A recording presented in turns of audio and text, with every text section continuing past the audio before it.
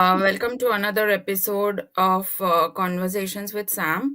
So, today we have the topic of leadership, where Sam sir will speak about his defining moments from his journey, from advising prime minister to leading development teams and transforming India.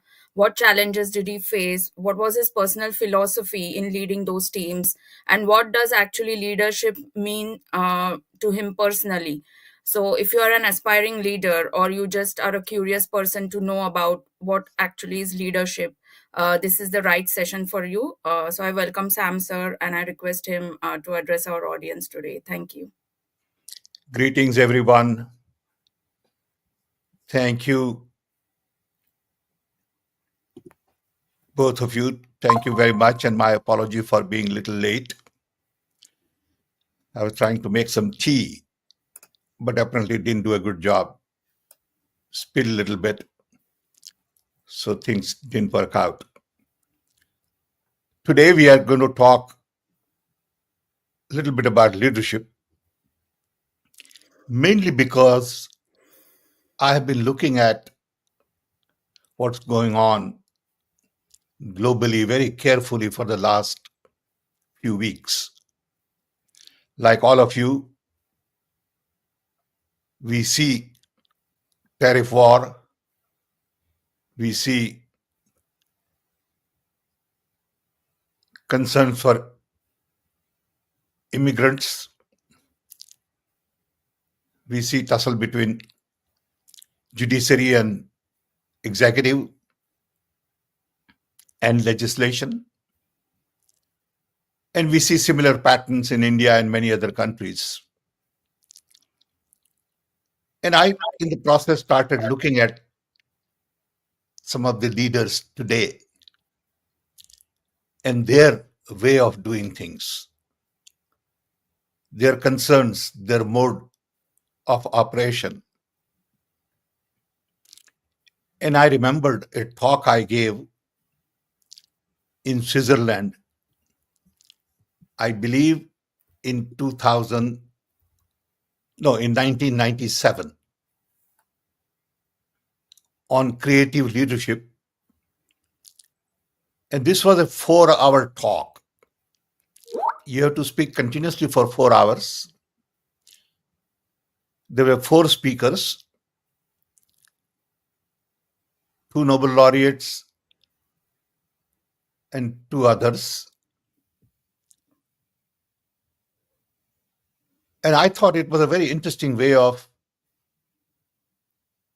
organizing a conference where you allow someone to speak for 4 hours on a subject.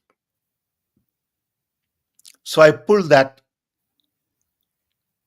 PowerPoint presentation that I had from 1997. I'm looking at it, and I thought I will use that for conversation today on leadership. I will talk a little bit about my experiences later on. But first, I thought we will have a broader conversation on leadership. Leadership is a subject where you could have a series of conversations because there are leaders not only in business and politics, but there are leaders in religion, social service. There are leaders in the family. There are leaders in the community. There are technical leaders. Within corporate leaders, there are all kinds of leaders. Leaders for startup are different from leaders for running a big conglomerate, are different from people who run banks or NGOs. So leadership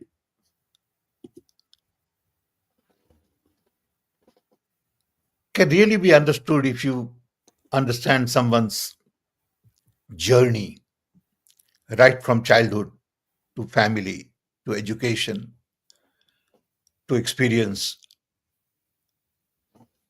Because Leadership is sometimes hard to define. If your work and actions inspire others to do good for themselves, their communities, nations, and the world at large by taking special initiatives, then you are a leader. I remember Dhirubhai Ambani used to say in our social conversations that Satyan Bhai, you really have to look back and see if somebody is following you or not. If someone is following you, you are a leader.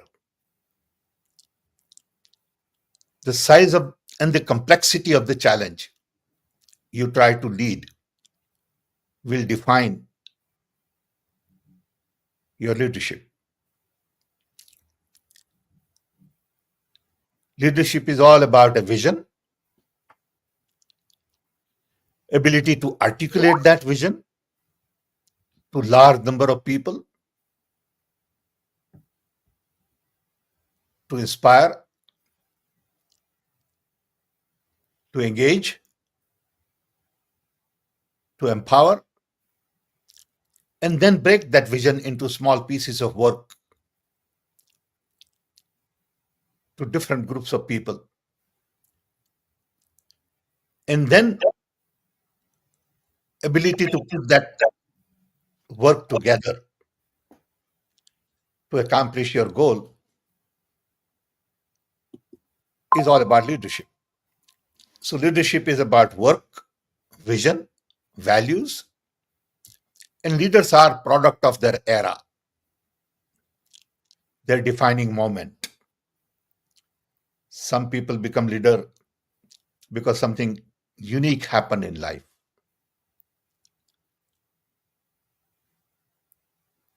Some people become leader because of their experiences, their challenges, their ecosystem, the problems they are trying to solve. And leaders have different styles. You may have a tyrant leader. Some of us must have experience in our work life. You have visionary leader. You have an intuitive leader, organizer, analytical leader, a hero, a father figure, strategist, pragmatic, and people's servant. So you have on one hand Jack Welch of the world, who ran GE at one time and was considered the management genius and hero. Same person then got one set of respect at one time. And as things change, people change their view of his leadership. Then on the other spectrum, you have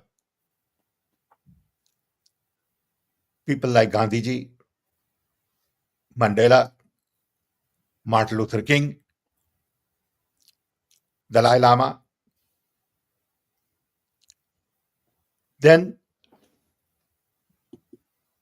you have leaders like Kennedy, Trump, Nehru, Anwar Sadat, Marshal Tito, Modi, Indira Gandhi, for example.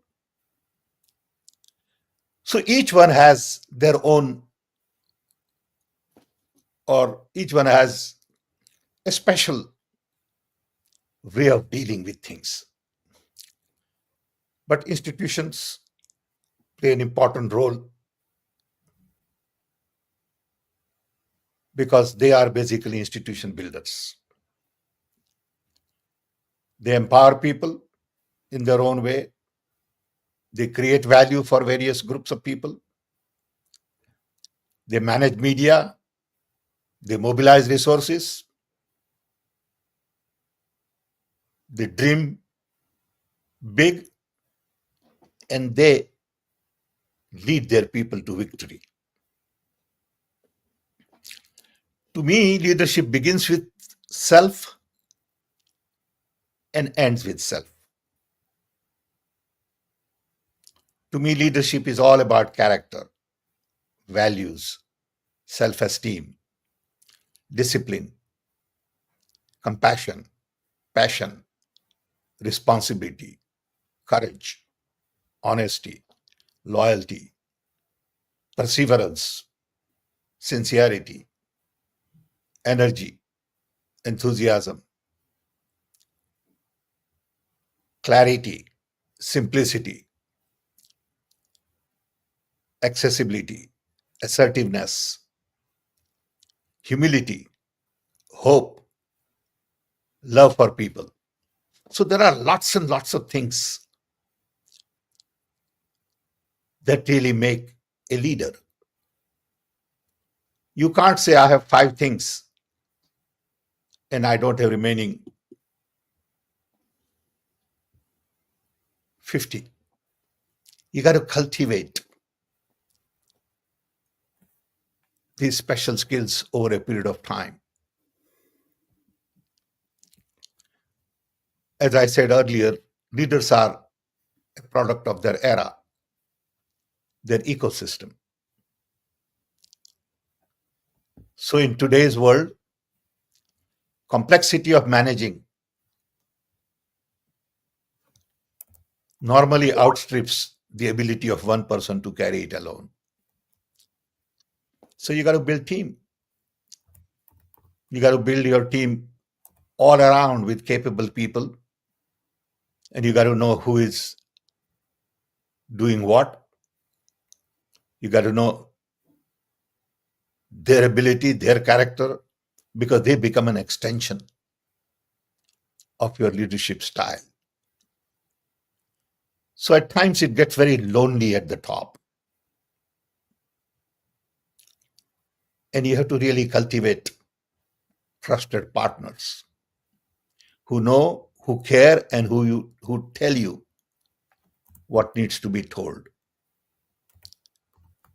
Many leaders get hung up on this and don't like to hear bad news. So they wind up creating people around them who are sycophants. And that ultimately hurts their leadership style. So you need different people in the process, people who give you ideas, people who are development oriented, institution builders, resource mobilizers, people who understand business and society. So depending upon the problem you are trying to solve, you need to build your team. And you got to invest in your ecosystem. You got to create network of friends and family and trusted professionals. I'll give you an example from my own journey. Over a period of time, I have built a very large group of personal friends, and it requires investment. Huge amount of investment goes in building relationships. For example, in Chicago, I have 5 very close doctor friends who not only take care of me, but also educate me on various new developments now related to longevity, cancer, and all kinds of things that go on through our social conversations. So, over a period of time, systematically, I have in my life categorized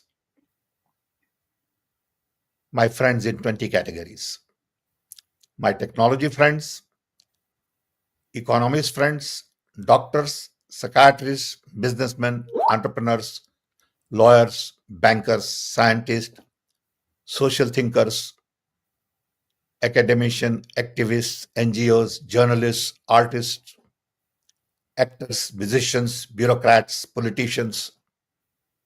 In each category, I have 10, 15 close friends. Like M.F. Hussain used to be a very close friend. And whenever we met, we instantly clicked. When he made his first movie on um, Madhuri Dixit, he came to my office in London and he said, Sam, let's watch this movie together. I've never watched the whole thing yet before I release. And lots of people will say, why do you spend time? In fact, my wife would many times say that, why do you spend time with people you have nothing to do with technology? And I would say, that really makes me who I am. They make me who I am. I learn from them. I interact with artists. And there are some great artists who are my very close friends. And when I'm talking about friends, it's not just an acquaintance. I know their families, I know their children, I work with them, I talk to them on a regular basis. But that requires a lot of investment. I have a friend, Jatin Das, who is another painter. And, he had an issue, for example, with his paintings. And I heard about it, and immediately I got involved and I worked on it and I sorted it out and all that. I didn't do it for any reason, but because he's my close friend. So leadership cannot succeed if you don't build the ecosystem. And this ecosystem requires sacrifice. It cannot be transactional. You got to invest in the ecosystem, and the payout may be 10, 20 years, 30 years from now, or there may never be payouts that you recognize. But all these relationships will ultimately mold you. And I find that very few people invest in relationships. Now, technology is a great social leveler.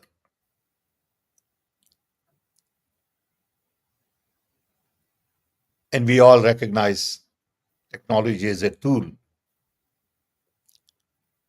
for problem solving of all kinds. Internet, social media, now AI will change the quality of leadership in a very different way. Information has become power.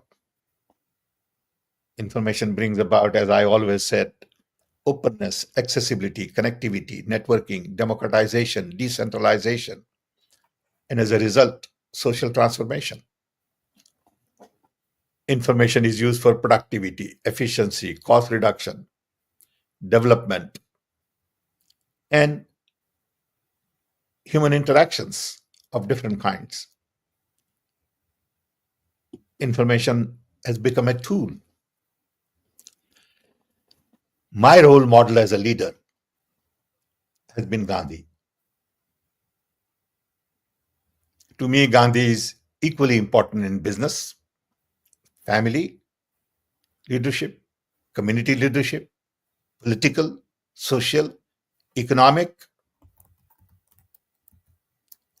He was one of those leaders who commanded no armies, wore no special uniform, had no government position, title, designation, business card,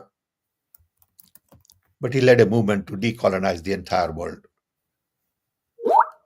He lived by the gospel of truth and nonviolence.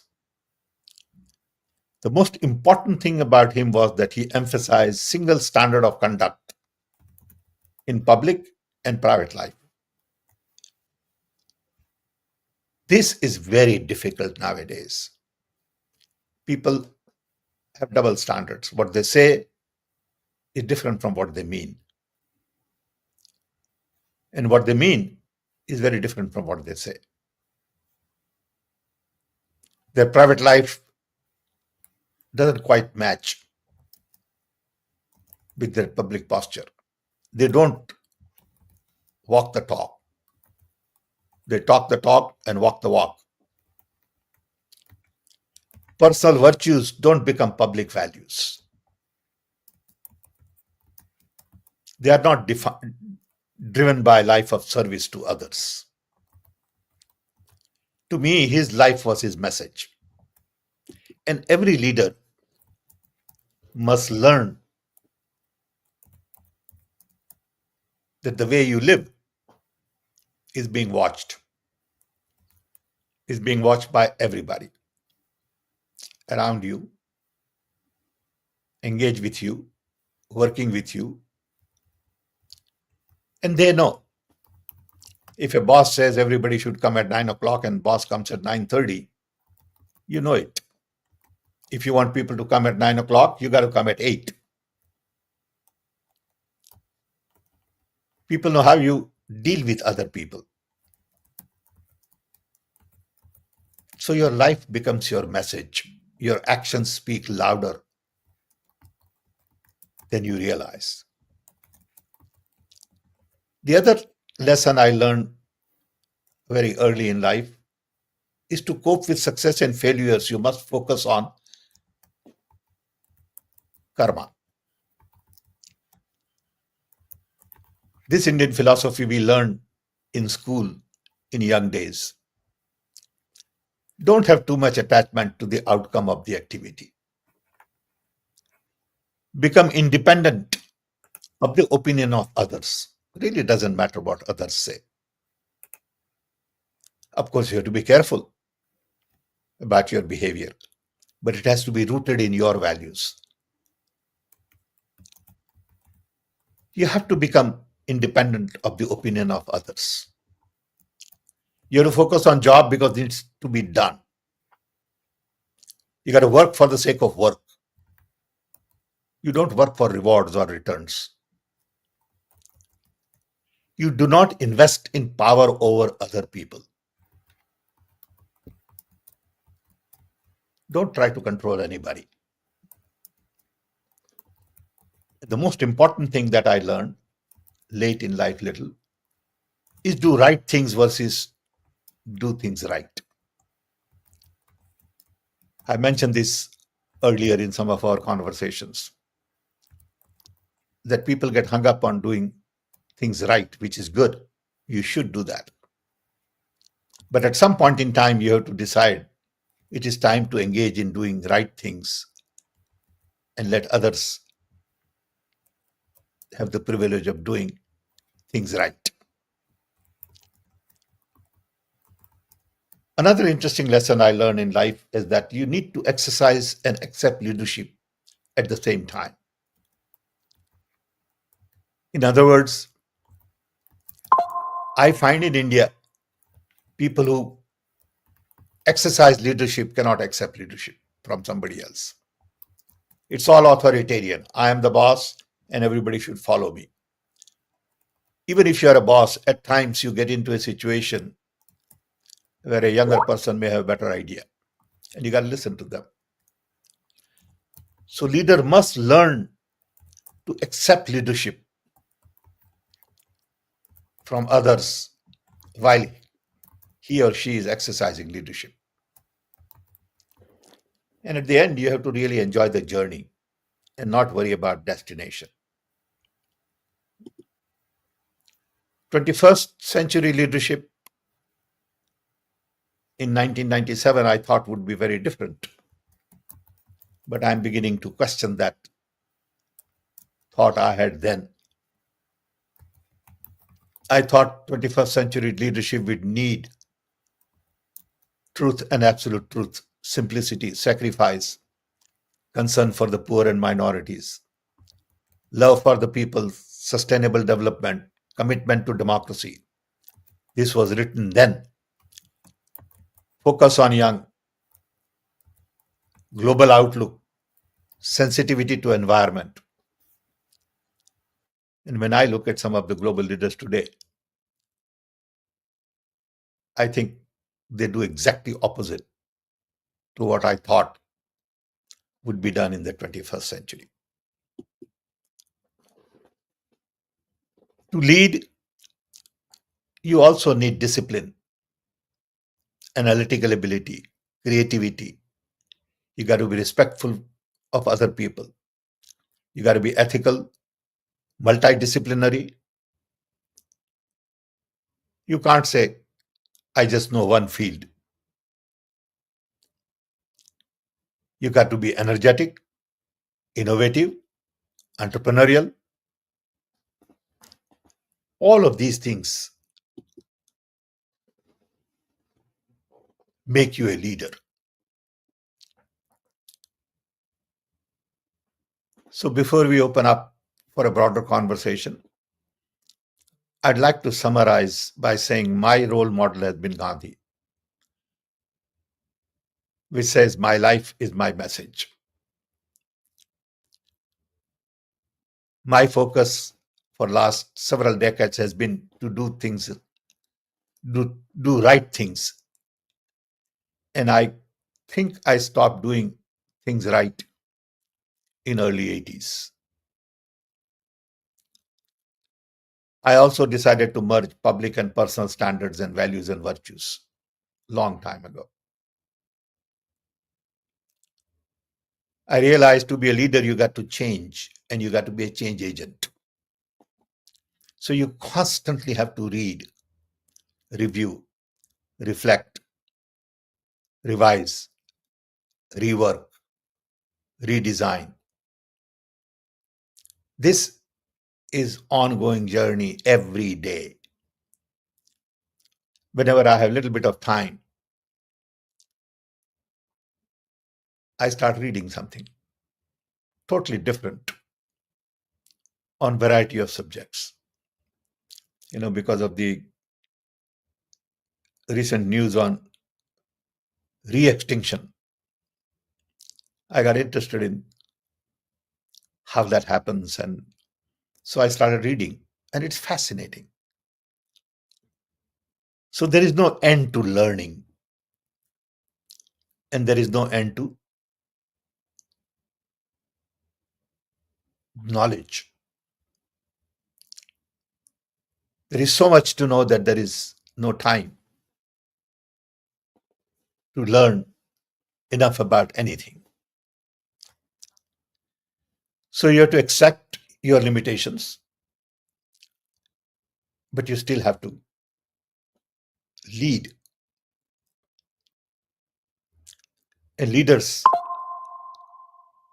are unique people in this world because they mold others in many different ways. And there are thousands and thousands of leaders.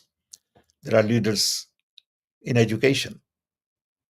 We don't realize that the teachers who mold our early life are really leaders in their own way. So leadership is very complex phenomena, and we can have a much deeper conversation on leadership. I remember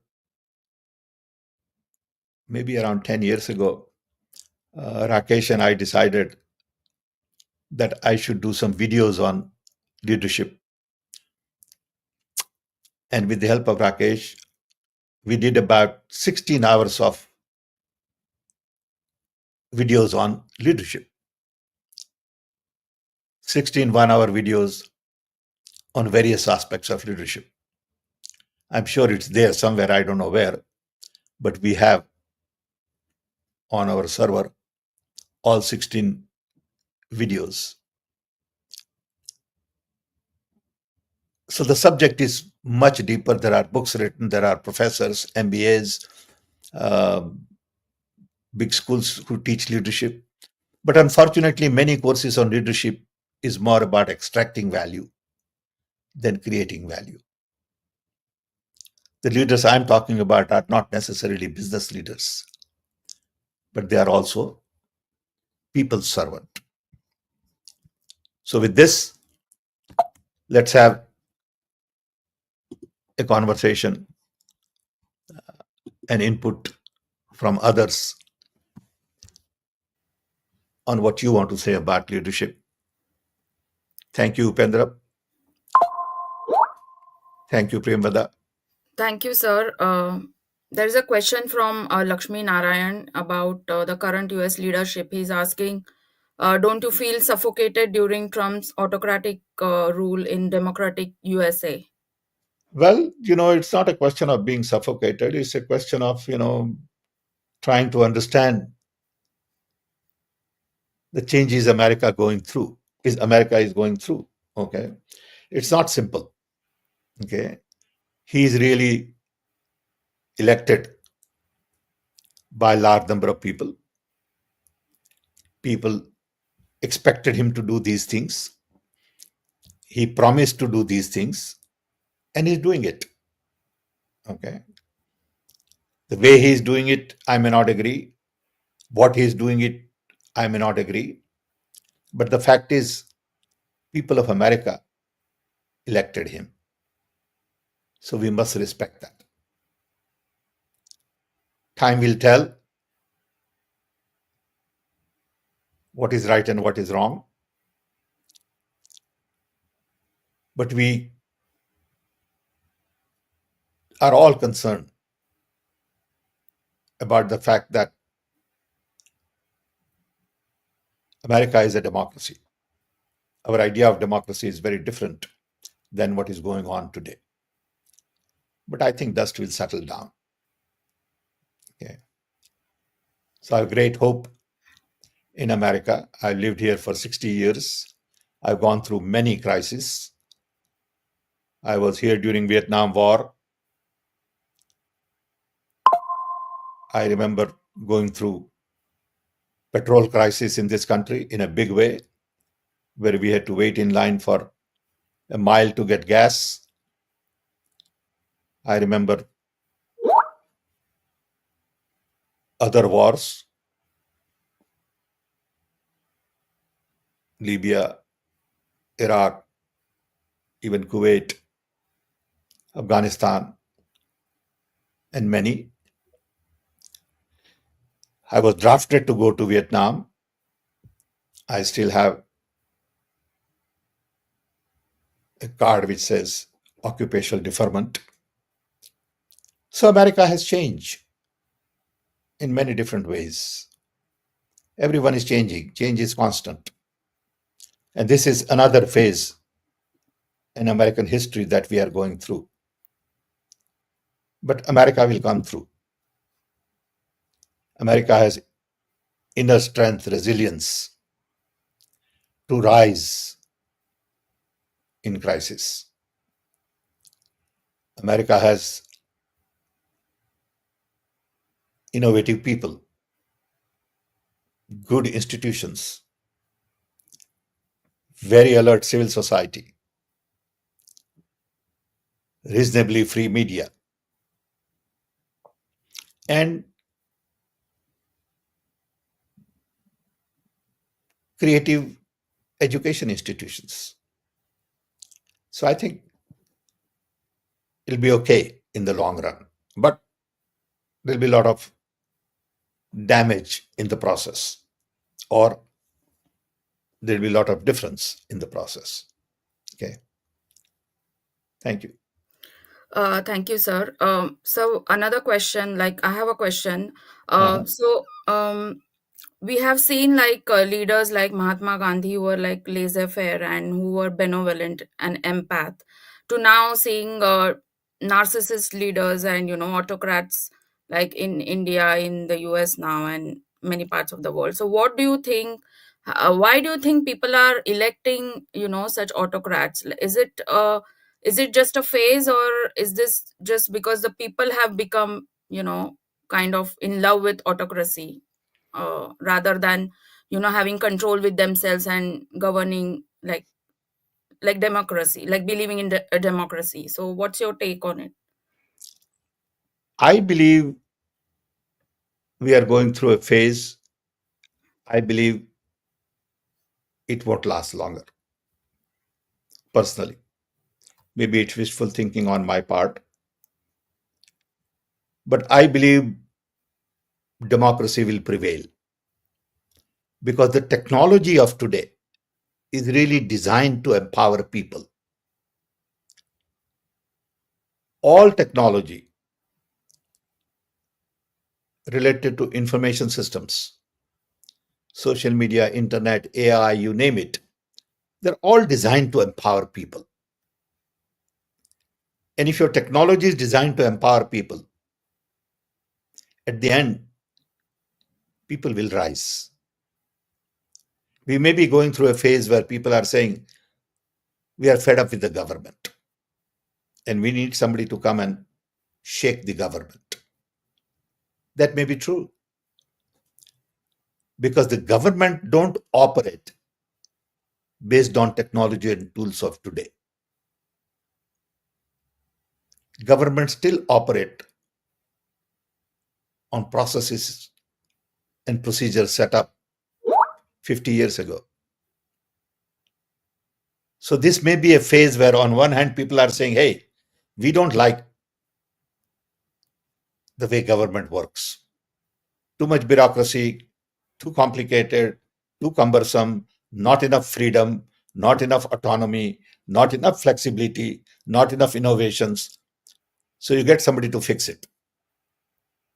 But they don't realize that it cannot be fixed by autocratic order.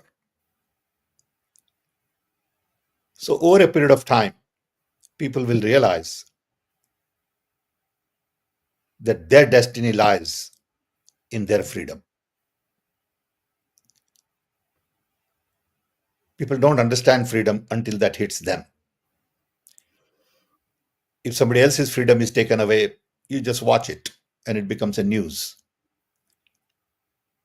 When your freedom is taken away, you realize what it means to have the freedom. Freedom to say, freedom to move, freedom to choose, freedom to live the way you want to live, freedom to practice religion you want to practice, freedom to marry who you want to marry. These are all very important issues in life. And freedom is something people have been fighting for generations. If you look at the history of mankind, I believe two things that strike me the most. One is history of migration. History of mankind is a history of migration. Everybody came from somewhere, and it has been a journey. People came from Africa, people came from north, south, east, west, mingled, intermarried, all kinds of things happen. How did you think, how did we get blue eyes? Again, because of genetic mutation. How did we get different color? How did we get different hair? How did people change? So everything is about migration, and that process is still going on. And it'll go on. People migrate to different part, different country, different culture, different languages, and people explore new frontiers. So that's one part of human history. The second part of human history to me is all about struggle for freedom. Whether as a slave you are struggling, as a colony you are struggling to get freedom, as a minority you are struggling to get freedom, as women you are struggling to get freedom, as Dalits you are struggling to get freedom, respect, dignity. These two things define the humanity, the human history, the journey of people. Second one is more about democracy. Second one is about equality, equity, inclusion. Yeah. And ultimately, the roots for all of these things lie in democracy. When you don't have enough, you will let go democracy and say, I want to eat first. But once you have enough to eat, once you have enough education, you definitely want freedom, justice, equality, respect, dignity. So that's why I have great hope, Priyamada. Uh, Thank you, sir. Sir, there's a question from Upendra. He's asking, what are your defining moments that shaped you as a leader, and what strategies have helped you to retain high performing teams? Well, let me think through with you. And every time I think, I come up with different answers. So let me try. One, my childhood experiences shaped me a great deal. My loving parents, my Gandhian education, and my loving teachers shaped my confidence and gave me ability to think that I can do anything. My parents will love me, my teachers will love me, and I have a good foundation. That gave me courage to explore new frontiers. Education gave me foundation.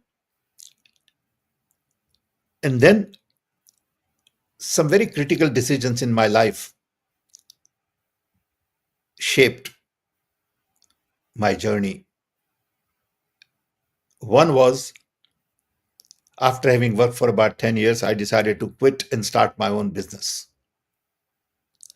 That was a big decision. I was young, 32, and to start a business at that age in America, when there were no brown managers. Okay. But somebody gave me a chance. Clint Penny and Alan Brown, my two American partners, trusted me, gave me a chance, loved me, cared for me, were fair to me, and became part of my family.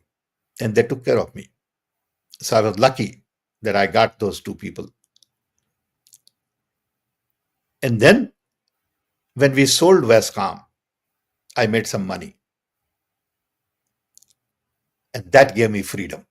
Until then, I didn't have any freedom because whatever money I earned, I spent on family and home and all that. So I basically worked for survival. So anybody who wants to do something in life must have some financial freedom. You can't be taking care of the world and the nation if you can't take care of yourself. And you can't be looking for a job and say, I want to do this seva. It's difficult. Maybe possible, but very difficult. So if you want to do something in life, you must take care of yourself and your family first. So that break was very important for me. But I was on a path to build a business until I met Indira Gandhi and Rajiv Gandhi.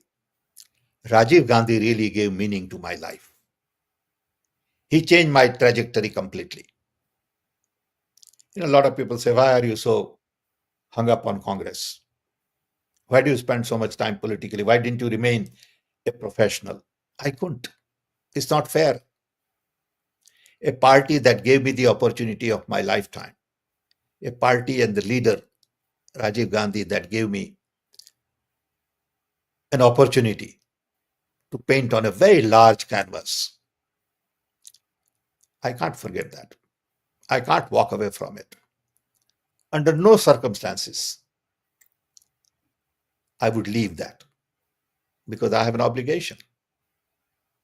I have a responsibility that I'll be there in good times and bad times. Okay. So that was a trajectory that changed my life. And then telecom commission and technology missions and all that. And then I lost interest in business and I just got into, other things. So we have discussions in the family saying, why didn't you make billions? Why did you waste your opportunity? Because you were at the top of technology at that time. I was there when microprocessor was being designed and there was nothing there. Yeah. So some of these events shaped my life. A lot of people contributed to my success. Some recognized, some not recognized. My family played an important role. Uh, my wife put up with my nonsense. Hmm. You know, so a lot of things have happened in life. You know, so you get credit for it, but a lot of others have contributed to that success. Okay. So one a question relating to that: how did you manage conflicts in your team as a leader when you were heading so many of the national, reform movements? How did you Oh, handle? very good question. Very good question, because I have seen so many conflicts in my journey, big ones, small ones, personal, you know, uh, collective conflict. Let me give you a couple of examples, very interesting, dumb examples. Yeah. We had two groups in CDOT, one in Delhi, which was software and systems, and in Bangalore, hardware and testing and all. So we would have regular meetings in Delhi or Bangalore where I'll get all the top leaders once every month. And if we have a meeting in Delhi, they'll call it a tea break. And if we have a meeting in Bangalore, they'll call it a coffee break. And this became a big issue. Okay. Okay, because people in Bangalore, in Delhi said, look, we want to call it a tea and coffee break. And they won't type it like that. Okay. So I realized that there is some conflict going on, you know, because people always felt that the Bangalore guys are different than Delhi guys. Yeah. So sometimes you have to sit with people and have a conversation. I remember once I was at the elevator and four or five girls were just talking. So I went there and I said, what's going on? And they were all young kids in their 20s, early 20s. They said, no, no, no, nothing, no problem. So I grabbed one by hand and I said, come on, I want to know, because I believe there is something serious going on here. And the girls said, no, no, no, no, no. Finally, I took them in my office and they said, our bosses don't talk to us. I said, why? They said, we come to work every day, we do our thing. They don't even say hello, because they were also young boys. They were afraid to talk to them. They never had, you know, girls as their assistants. So there is a big cultural problem. So I had to meet with all the girls, I had to meet with all the boys, I had to meet all of them together, mingle all of them together. And through conversation, you can solve many problems. Open, fair conversation where you allow each other to listen rather than confrontation. You got to focus on conversation. It takes time. At times it is painful. You know, uh, people lose their cool. People, start attacking each other. All that happens. But at the end, you find a solution. So conflict resolution is very important part of a leader. You have to resolve conflict constantly, and you got to make some judgments in conflict resolution. It's not easy. You make mistakes.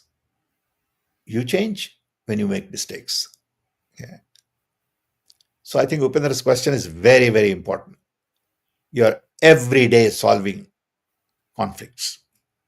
People are fighting, people are, vindictive, people are unfair, jealous, competitive.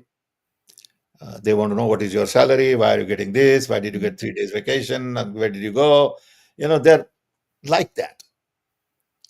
So you have to make everybody feel comfortable, everybody feel important.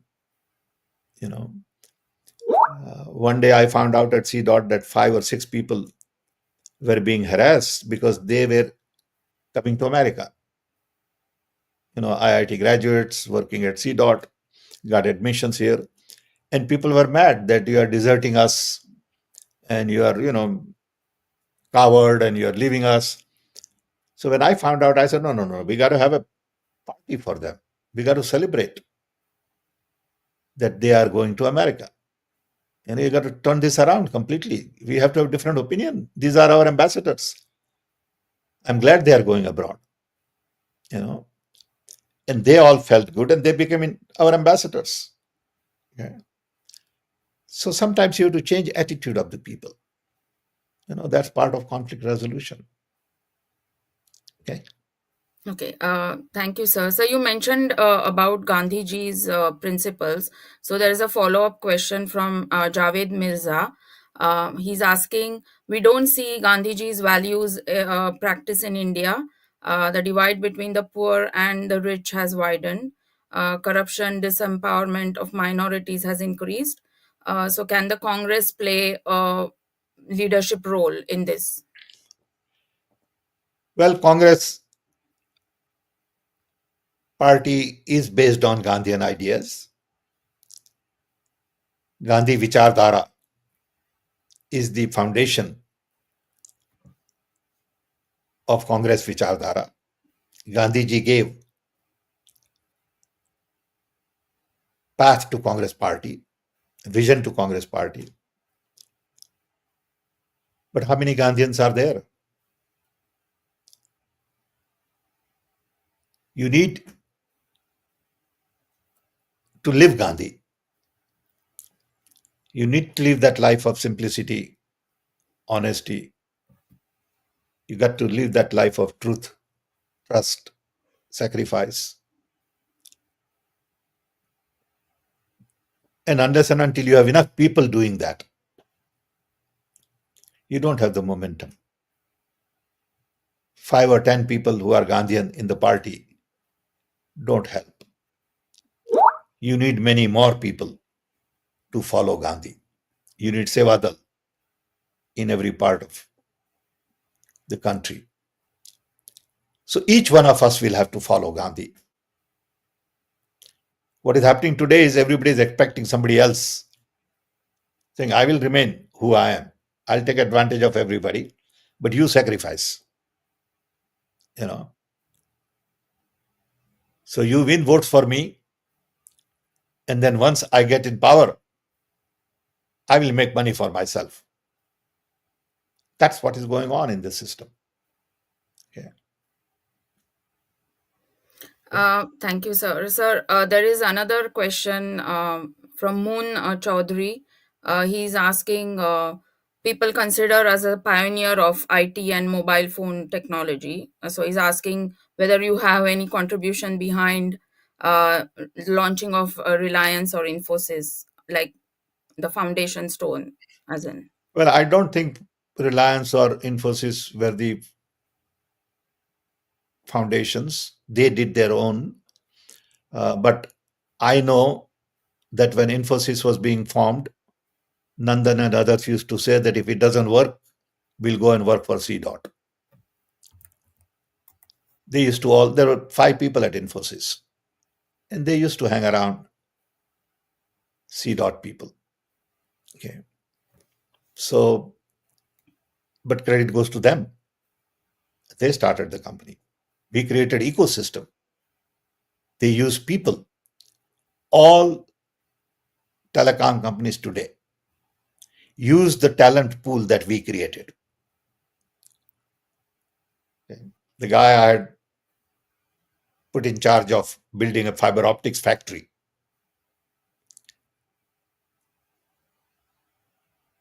he was hired by Airtel, and he built basic infrastructure of Airtel in the beginning.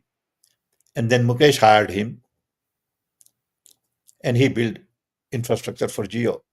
The first employee ever hired by Reliance in telecom was Dr. N. Ravi. He was my head of staff, used to share office with me. IIT graduate, IIM graduate, PhD from the US, worked for Bell Lab. He was my, I would say, chief of staff in telecom. Dhirubhai Ambani asked me that can we hire Ravi? I said, sure. By then I had left. And Ravi was the first employee who really put a team together to structure. This is 30 years ago. Yeah. So people who had telecom talent, IT talent, were all in government. There's nothing in private. So all private companies today are built in the back of people who were trained in Department of Telecom, e-governance, and government, because that's where the talent was. Okay. Doesn't matter who made money and doesn't matter who benefited from it. Country benefited. Absolutely, sir. As you rightly said, everything is for our country. Just on one last positive note from Nagender, Yeah, he's yeah. yeah. So he's commenting. He's saying your interaction and conversations with Prime Minister Rajiv Gandhi ji played a pivotal role in driving positive change across the country. So we need to have more of these experiences. Sharing of these experiences for our future generations to come.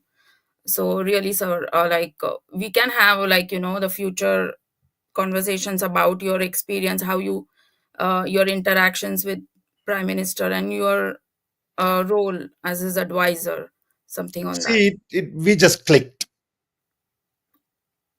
In a sense, it's an accident of fate. We were just about same age. He was open. He was fair. He was not vindictive. He was not manipulative. Okay. Um, and he gave you comfort. There are so many examples we can talk about one by one, which are really examples of leadership in a way. Um, every once in a while, on a regular basis, in fact, he would call me at 10 o'clock at night. And then, I would have just come home, I'll eat, and I'll take Anu with me. You know, First time I took Anu with me in the evening at 10 o'clock, I asked Anu, just sit in the corner because he has tendency to, ask all kinds of questions and do things. So Anu sat little further on the table. He and I, just two of us were there, and we were talking. And all of a sudden, he says, "Anu, why don't you come here, sit next to me?" And she sat, and he would start asking questions to her, and I would be very uncomfortable. I said, "Look, she has no idea." He said, "No, no, no, no, but I want her opinion also." Okay, so he was that open. Okay, he was very warm, and that helped in our relationship. Credit goes to him in many ways. And he would listen, and he would ask, you know, questions with which I had nothing to do. Sometimes he would say, "Sam, who should we make chief minister of this state?" And we'll talk. Okay. And he would take that input into consideration. So he was really good. Okay. I had a special bond with him. And that's why I can't forget the opportunity he gave me. Okay.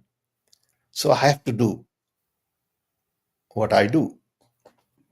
A lot of people tell me, "Oh, don't waste your time with Congress party and all that." No, it has nothing to do with anything. It has to do with my moral duty. Okay. It's not about what I get and what is the best next opportunity for me. Nothing to do with that. So there are a lot of stories with Rajiv. You know, I mean, I can spend an hour on how we spent time with Gorbachev. How he said President of Vietnam should spend time with me. President of Vietnam spent 1 hour with me. Then General Ziap came to India, spent a day with me. So we have lots and lots of stories like that built me. And how would I get a chance to be part of that circle? You know, a son of a poor carpenter coming from tribal area of Orissa, I would never get a chance to be part of that circle because I had no contacts. You know, overnight you're hobnobbing with the head of states 40 years ago, not today. Okay, President of Italy came.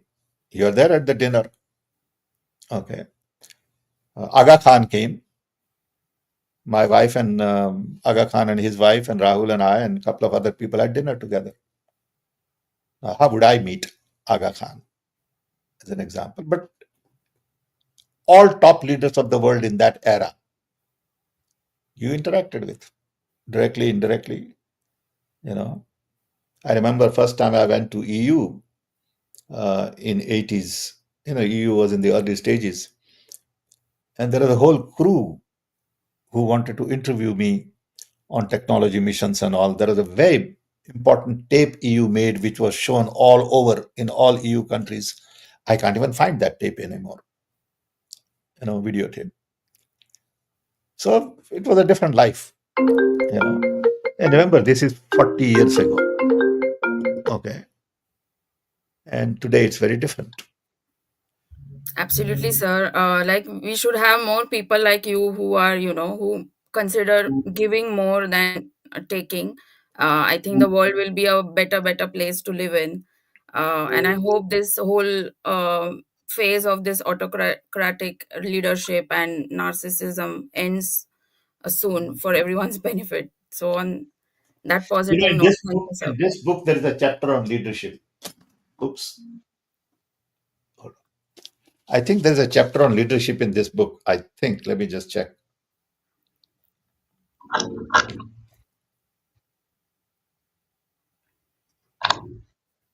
Yeah, leadership in and democracy. Ninth chapter in this book is on leadership in democracy. Okay. Okay. You Yeah. might want to look at it, or maybe we'll have a discussion on it Yeah, sometime. we can have a discussion. Yes, Okay. sir. Okay. Thank you, sir, for such enriching conversation. And I we'll hope meet. it was useful. Yes, sir, very much. We got a lot of positive comments on YouTube and elsewhere, like LinkedIn and everywhere. Good. So yeah, Well, thank you, thanks. sir. You guys make my day too, because I feel that I'm doing something useful. At this age, uh, you want to help young people genuinely.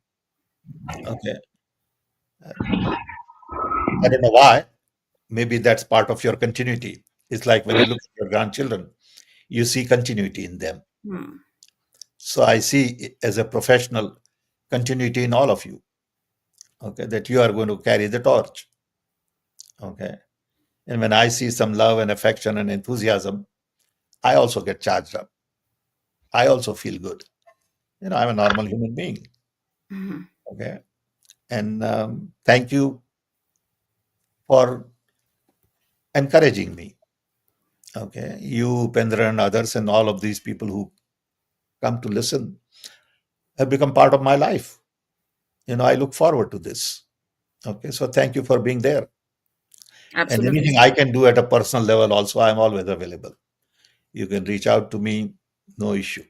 Okay. Okay. And there are Thank you, many sir. people like Nagendra and others. Yeah. In fact, some of the people who ask questions today, I know them personally. Okay. So that's the beauty, sir. You know everyone, and you want to interact with people, and that's the modesty and that's the beauty of it. So thank No, you you very make much. my life interesting. Okay. Thank you. So it's a two-way process actually, but yeah, Thank you. thank you.